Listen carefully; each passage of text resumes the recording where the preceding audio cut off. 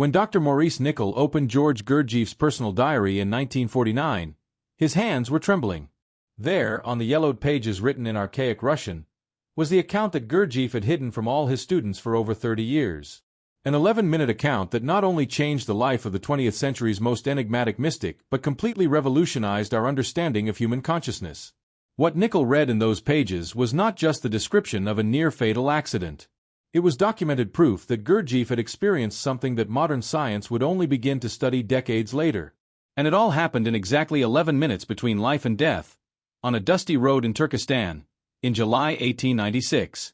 Maurice Nicoll was never a man to accept fantastical stories.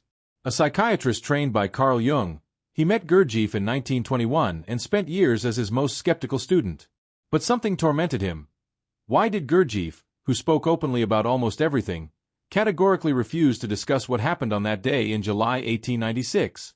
For 28 years, Nicoll observed how his master changed the subject every time someone mentioned that period. It was only 2 months before his death, in October 1949, that Gurdjieff finally handed the diary to Nicoll. "Now you can read," Gurdjieff said in a voice Nicoll had never heard before. "But only publish this after I am gone. The world was not ready yet. Perhaps now it is." That night, Nicoll locked himself in his office and began to read. What he discovered in the following pages would change his life forever. To understand what Nicoll discovered, we need to return to that day in July 1896. Gurdjieff was 30 years old and on an expedition in Turkystan. He was traveling with 2 companions when, in a narrow mountain pass, his horse was attacked by a viper. The animal reared violently, and Gurdjieff was thrown against the rocks. His skull struck a sharp stone, and he fell unconscious. Nicoll discovered that what followed were exactly 11 minutes that Gurdjieff described with an almost scientific precision. At 3:49 p.m., Gurdjieff wrote, "I was no longer in my body. But I was not dead either. I was in a state that no human word can adequately describe." What shocked Nicoll was the clarity of the account. Gurdjieff did not write about tunnels of light. He described something much more disturbing. He was observing his own body from the outside, seeing his companions try to resuscitate him, but simultaneously experiencing something he called the total fragmentation of illusion. "In that moment," Gurdjieff wrote, "I saw with absolute clarity that everything I had called me for 30 years was a lie.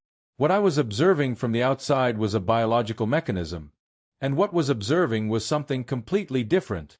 Nicoll realized that Gurdjieff was describing a complete depersonalization experience, but with a lucidity that defied all conventional explanations. At 3:52 p.m., the diary continued, "I realized that throughout my life I had been multiple people, not one. Every moment, every situation, a different person took control. And all these people believed they were me. But from where I was observing now, I could see that none of them were real. They were just automatic patterns of response." It was at this point that Nicoll had to stop.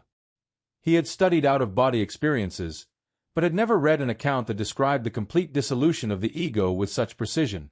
The diary continued, "At 3:55 p.m., something even more extraordinary happened. I began to see not just the present, but layers upon layers of time. I saw my childhood, my adolescence. I saw them happening simultaneously, as if all the time of my life was present at the same moment." Nicoll discovered that Gurdjieff had attempted to describe what quantum physics would only begin to theorize. That linear time is a perceptual illusion. "Everything was happening now," Gurdjieff wrote. "Past, present, future were just different points of view of the same eternal moment." But it was what happened at 3:57 p.m. that most impacted Nicoll. Gurdjieff wrote about a moment of absolute terror. "Suddenly, I realized that if I remained in that state for a few more seconds, I could not return. The connection was rapidly dissolving. And then I felt something that I can only describe as a force or will that was not mine. This force," the account continued, "pulled me back with tremendous violence. It was not my choice. It was as if something much larger decided it was not my time. At 3:58 p.m., I felt an unbearable pain as consciousness was forced back into the body. And then, exactly at 3:58 and 30 seconds, I opened my eyes." Nicoll read with growing amazement as Gurdjieff described the following moments. His companions had checked his pulse several times and found nothing. By their clock, Gurdjieff had been dead for exactly 11 minutes. What impressed Nickel most was what Gurdjieff did immediately afterward. Still bleeding, Gurdjieff grabbed his notebook and began frantically writing everything he had experienced. He knew that if he waited, the experience would begin to dissolve. "I must record this now," he wrote. Nickel realized that the following pages of the diary contained something even more revolutionary. Gurdjieff had spent the next 3 days developing a complete system of self-observation based on what he had seen in those 11 minutes. "If what I saw is true," he wrote, "then 99% of humanity lives in a state of total sleep, identified with illusions about who they really are."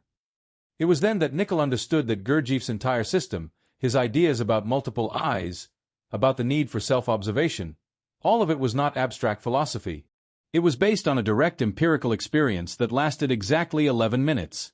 "In those 11 minutes," Gurdjieff had written, "I learned more about the nature of human consciousness than in 30 years of searching. I saw directly that the ordinary human being does not possess a real eye.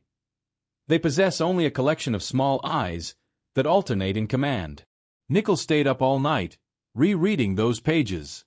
As a scientist, he should have been skeptical. But as Gurdjieff's student, he had seen the system work. And now he had the origin. In the following days, Nickel began crossing the account with the growing medical literature on near-death experiences. He found that many elements Gurdjieff had described were starting to appear in accounts of people who had been resuscitated. But there was something unique. While most described the experience in religious terms, Gurdjieff had described it in almost psychological terms. He hadn't seen God. He had seen the fundamental structure of human consciousness. Nickel also discovered something disturbing in the diary.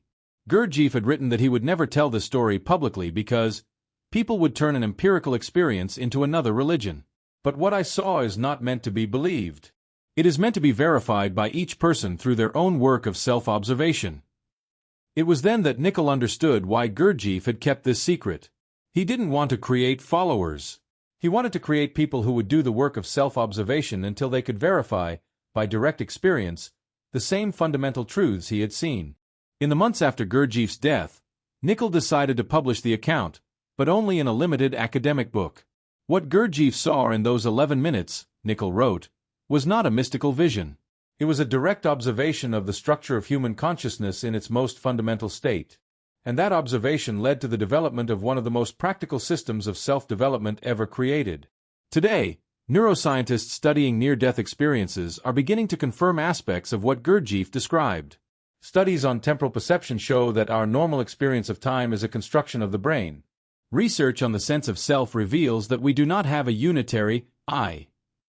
But perhaps the most revolutionary aspect is what he did with that vision. He did not found a religion.